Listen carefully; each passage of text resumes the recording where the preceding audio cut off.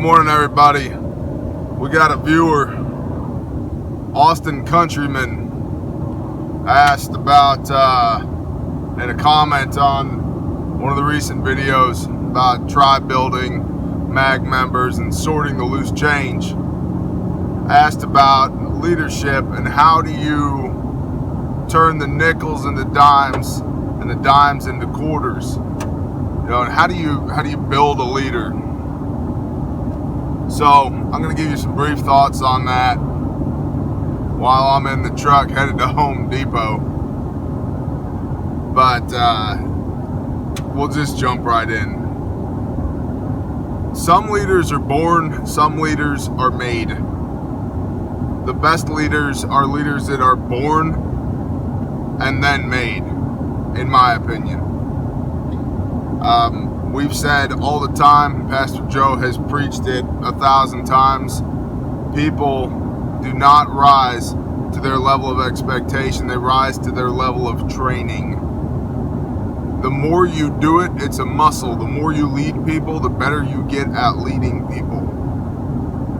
So, as far as leadership goes, one of the principles that I think is 100% true across all platforms, all walks of life, it's not gender specific, it just doesn't matter. It's a universal truth, is ownership. When something goes wrong and you're the leader, it's your fault.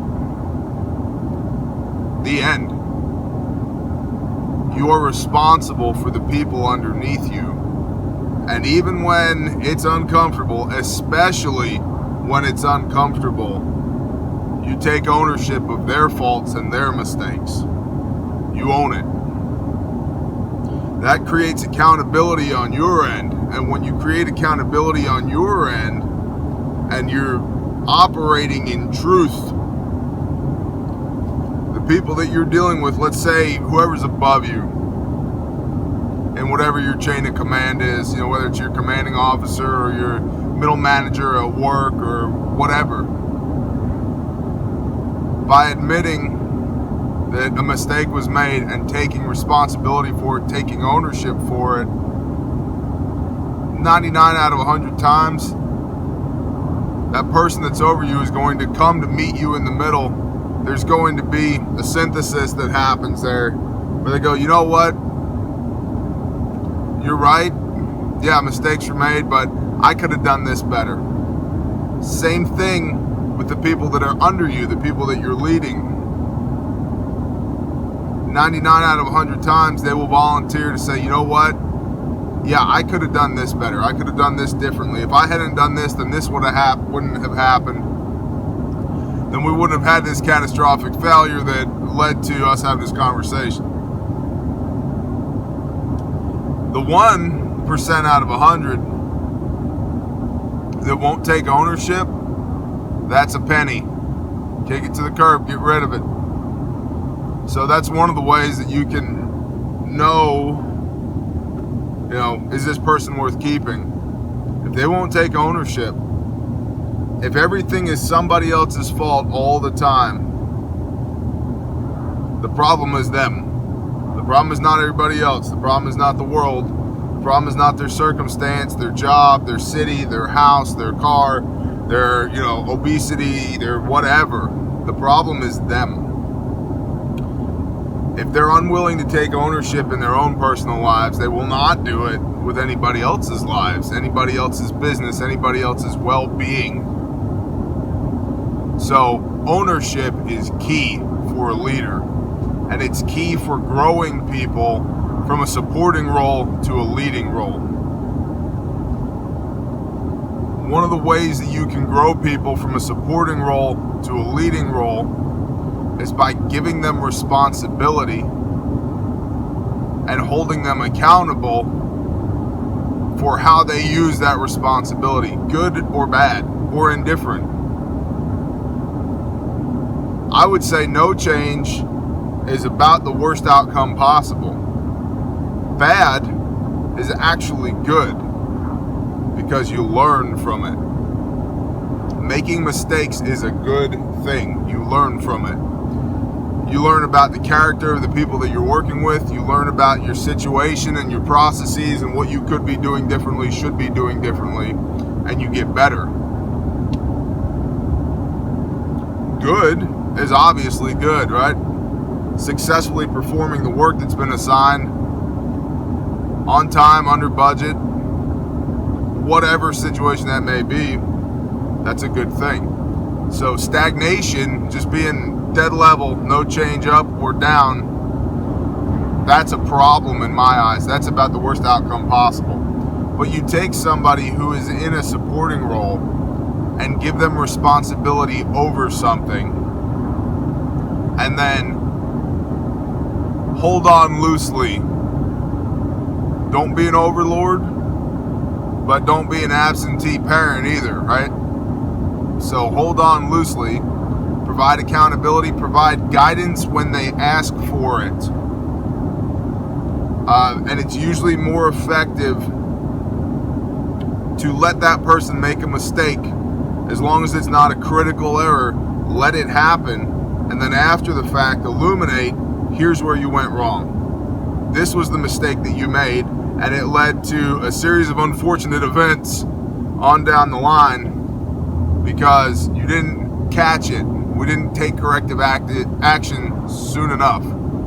So elevating people from the level of nickels and dimes to quarters is an ongoing process, and even a quarter gets tarnished over time. Occasionally you got to polish that quarter, right? Take it out of your pocket, spiff it up, train it, teach it. So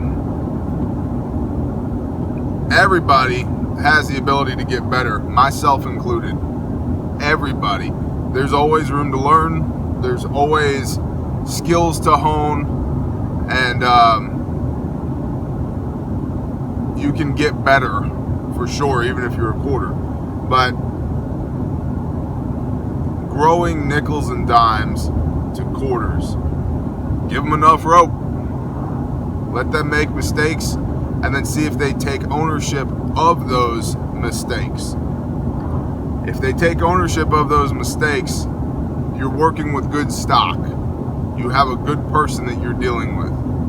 If they don't, get rid of them. It's not worth having that person around. We've talked about what pennies do for morale, but the nickels, dimes, and quarters do not like rubbing up against the pennies. And the pennies resent the nickels, dimes, and quarters. So if you see any of that going on, just get rid of the pennies. Well, how do I do that? Say, hey man, this ain't working out. You know, God bless, have a great life. Catch you on the flip side. The end. But ownership is the number one principle for me across the spectrum from quarters on down. The next thing is a willingness and an eagerness to learn. Willingness and eagerness. It's not enough to just know that you can be better. You have to actually pursue being better. And then you have to either find the structure or create the structure, the environment in which people can grow. So you can't complain if you take a guy under your wing as a leader, and this guy, we'll say he has, we'll just use an example. He has a foul mouth. Every other word out of his mouth is a 4-letter word.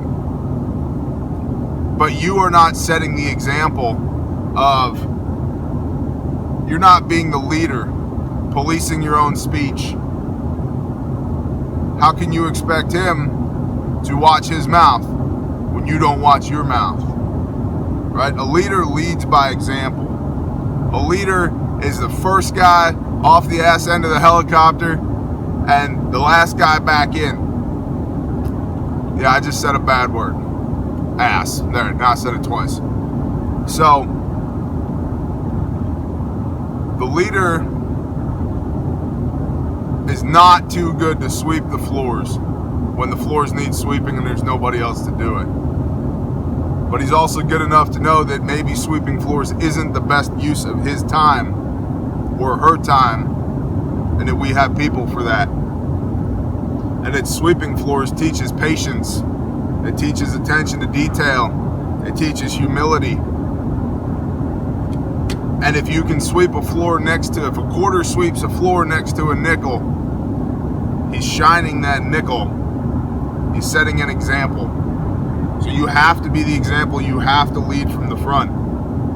If you don't, you do not have the right or the ability to criticize any of your teammates when you're falling flat in the area that you're criticizing them in. So a leader also needs to be beyond reproach. He needs to be trusted by the team that he's leading.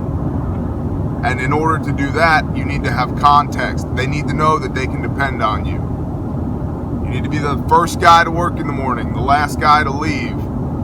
When there's something to do, when there's overtime, you do it. You make it happen. When there's something hard to do, you don't stand there and watch everybody else do it. You hop right in, roll your sleeves up, and get it done with them. And that creates context and trust. And you are teaching them by your example. You are leading by example. Servant leadership. You're teaching your nickels and your dimes how to be a quarter. Without words, but with actions. Facta non verba. Deeds, not words.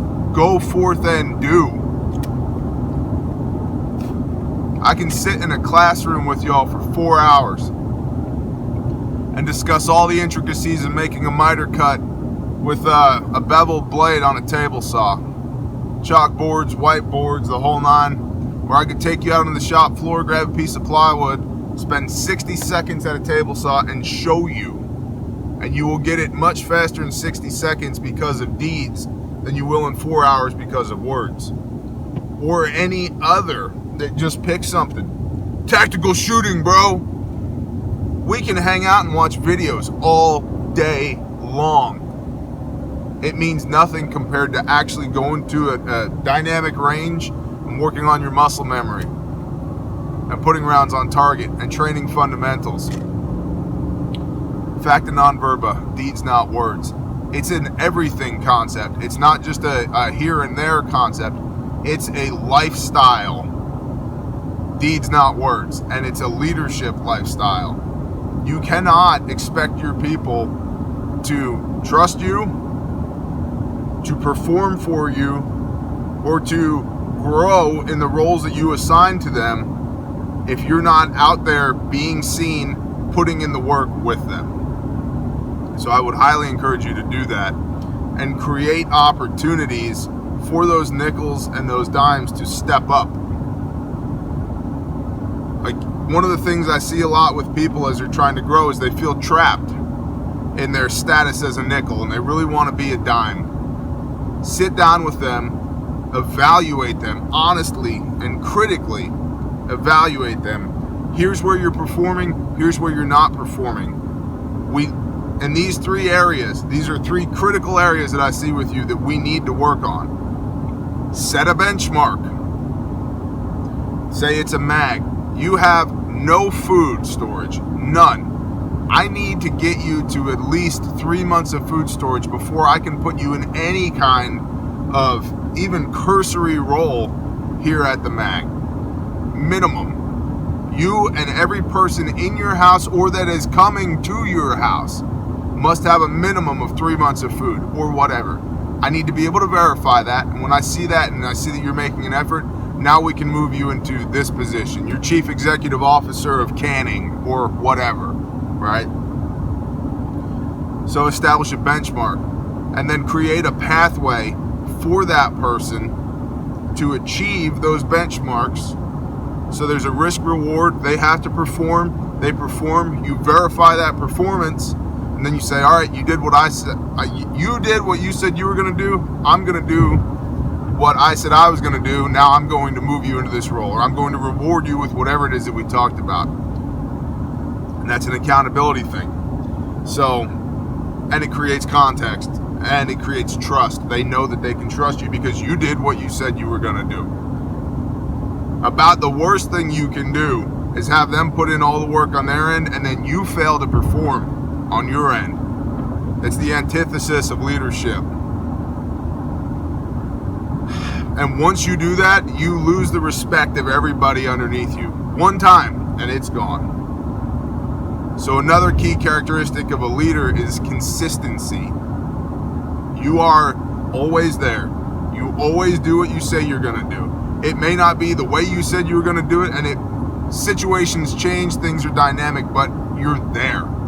You are trying to make things happen to the best of your ability under whatever circumstances may arise to keep your commitments to your people. It's leadership. So, as far as growing leaders, take responsibility, take ownership. It's the number one thing I think you can do right now. Right now, you can start taking responsibility for everything in your life. My back hurts. Fix your back. I get out of breath when I walk. Lose weight. My truck sucks. Make more money. Buy a different truck. Sell the one you got. If you want something bad enough, you'll figure it out. And those could be considered harsh words, but they're true. And they're true for me just as they are true for you. You can do whatever the hell you want to do. You just need to do it. My dad used to tell me all the time, he said, son, you can do whatever you want to do in this life. It just takes one word. Start. Just start doing it. So start with ownership and accountability today, right now. That's the quickest way to build your leadership skills, whether you were born with them or you're brand new to this. And then as far as building people up, from quarters to dimes, from nickels to dimes, and dimes to quarters. As far as elevating people, create opportunity for them to prove themselves and create opportunity for y'all to build context with one another through trust. Cohesion, unit cohesion is created by people doing hard things together and accomplishing their goals together. You have shared experience, you have backstory, and you will learn the measure of a man or woman by bleeding, sweating, and crying with them. So it's going to require you to get very active in other people's lives. And it's going to require them to get very active in your life. And if y'all don't have the bandwidth for each other, don't bother. Squid and I will go back to back against the world if we have to for each other because of our shared context. Because of things that we've been through that are just none of y'all's business. And I say that with love and with a smile on my face. Because we have context. We know we can trust each other implicitly. I'm not worried about whether or not he's going to perform for me because his history is infallible. I know beyond a shadow of a doubt, if I need him, he will be there. And he knows he's got the same exact thing in me. You have to have that reciprocity between the quarters and the dimes, and the quarters and the nickels, and the nickels and the dimes. Everybody has to know, I might not agree with that guy 100%, but he's solid. I would put my back up against the entire world any day of the week, or whatever. But you have to get up in each other's lives. You have to learn as much as you can about each other and how you operate and how you think and what you feel and what your thumb screws are and what triggers you and what things are just out of bounds and everything. And when you know somebody here and here, that matters a lot more than what kind of round do you run in your M4? Oh, sorry, bro. No, you can't be part of the mag. I have people in my immediate circle whom I love deeply that still don't have sights on their rifle.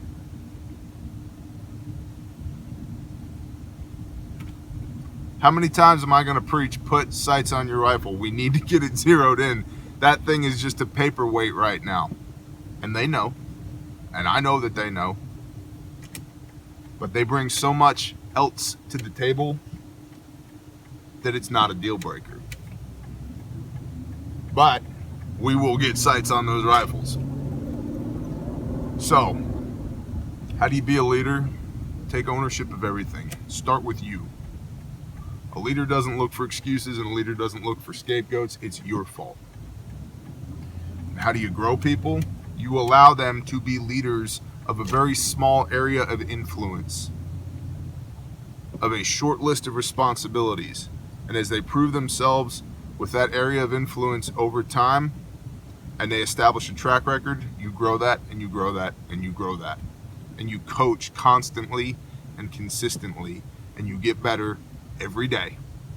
You will be better tomorrow than you are today.